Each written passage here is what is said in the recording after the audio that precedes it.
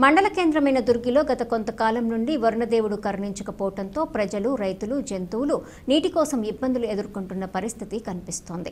బోర్లు ఎండిపోయాయి, బుగ్గవాగు అడుగంటింది, ఎవరూ ఏమీ చేయలేని పరిస్థితి నెలకొంది.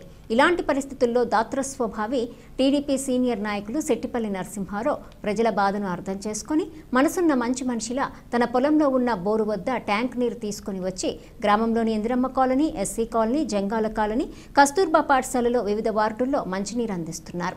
ఇలా గత 2 రోజుల నుండి ఈ కార్యక్రమం చేస్తున్నారు. దీనికి లబ్ధిదారులు, గ్రామస్తులు సంతోషం వ్యక్తం చేశారు.